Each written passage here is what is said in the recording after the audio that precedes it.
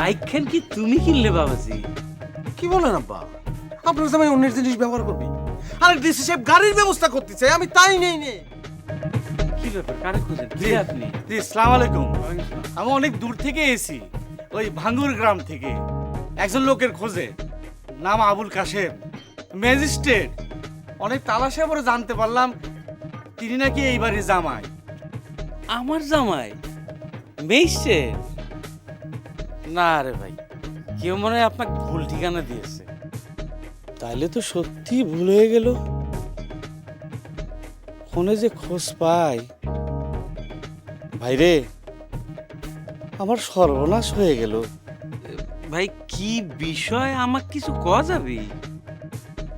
কি খবরে ভাই, একজন ভদ্রলোকের সাথে পরিচয় হয়েছিল, ওই আমাকে ভাঙ্গুরা গ্রামে প্যারাই দিত।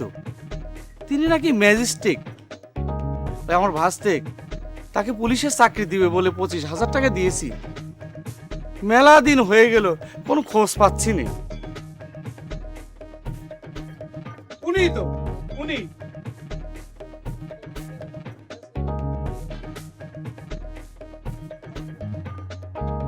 আপনি অনেক কষ্ট করে আপনার শ্বশুরবাড়ির ঠিকানা পেয়েছি। আপনি তো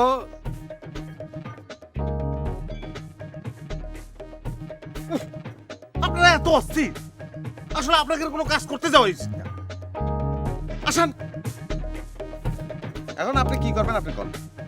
চাকরি জিনিসটা তো আর এত সোজা না, সুযোগ তো আসা লাগবে। আমি উপরের লেভেলে সব ব্যবস্থা করে রেখেছি। শোনেন, বাংলাদেশে যদি একটা ছেলের যদি পুলিশে চাকরি হয়, সেটা হবে আপনার ভাতিজা, বুঝেন? এখন আপনি যদি মনে করেন যে টাকা ফেরত নিয়ে যাবেন, তো দাম অসুবিধা নাই, আমি দিয়ে দিচ্ছি। তা আপনার টাকা তো ব্যাংকেই রাখা আছে, আমি শুধু ব্যাংকে যাবো আর আসবো। না না না না না না, আমি বুঝতে পেরেছি, সব ঠিক আছে। আমি আপনার বিশ্বাস না না, আমার বিশ্বাস করার কোনো দরকার নেই, ব্যাংকে টাকা রাখা আছে, আমি শুধু যাবো আর ব্যাংক থেকে টাকা নিয়ে সাহেব, আসবো। আমার কথাটা বোঝেন। না না, আপনি আমার বিশ্বাস করেন, আরে, আমার আমার কথাটা বুঝতে চেষ্টা আমার করেন। বিশ্বাস করার কোনো দরকার নেই। আপনি আপনার বিশ্বাস করি বিলাই তো আপনার কোনো খোঁজ খবর নেয়নি। আপনি সব ব্যবস্থা করেন, আরো যদি টাকা পয়সা লাগে আমি ব্যবস্থা করে দেবো না, আপনি কোনো চিন্তা করবেন না। আমার ভাইসের চাকরিটা যেন হন চাই। আচ্ছা ঠিক আছে, আমি দেখি কি করবার পারি। আপনি চিন্তা করেন না, চাকরি হয়ে যাবে। তাহলে আপনি এখন আসেন, আমি ওই সারাদিন টিওনো সাহেবের সঙ্গে মিটিং করেছি তো, খুব ক্লান্ত লাগতেছে। ক্লান্ত লাগতেছে, হ্যাঁ। ওই আপনি বিশ্রাম করেন, হ্যাঁ। আমি তাহলে যাই। হ্যাঁ, তো একটা কথা, এই আমার ভুল হয়ে গেছে, কোনো কিছু মনে করবেন না। না ঠিক আছে, আমার চাকরিটা হবে তো। আসসালামু আলাইকুম।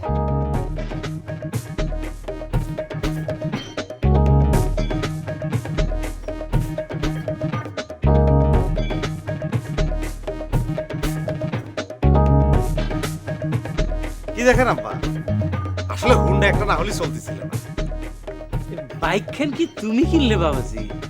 কি বলেন আব্বা? আপনার জামাই অন্যের জিনিস ব্যবহার করবি? আরে ডিসি সাহেব গাড়ির ব্যবস্থা করতে চাই, আমি তাই নেই নে। চক চক করতেছে, একেবারে নতুন মনে হচ্ছে। শোরুম থেকে নিয়ে আসলাম। শিলি শিলি, চাচা, আমজাদের জামাই তো হুন্ডা গাড়ি নিয়ে আসলো, এবারে নতুন চকচকা। এই ছাড়া আমজাদ কি তোর বড় না ছোট? বেয়াদব, খালি আমজাদ কলি কে? ভুল হয়ে গেছে চাচা, সামনের পর অবশ্য কোনোদিন ভুল হয় না, চাচা বলেই ডাকি। সেই আমজাদ চাচার জামাই পরের টুকার কোয়া লাগবি নে, সেটা আমি শুনেছি।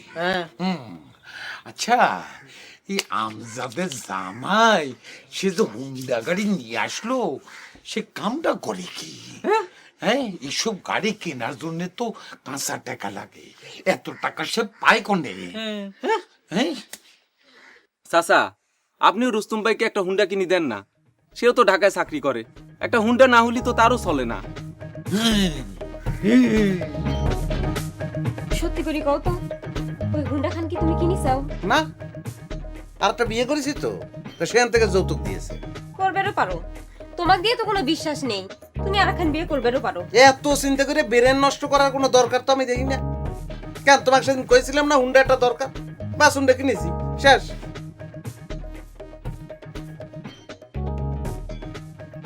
আসো আসো আসো।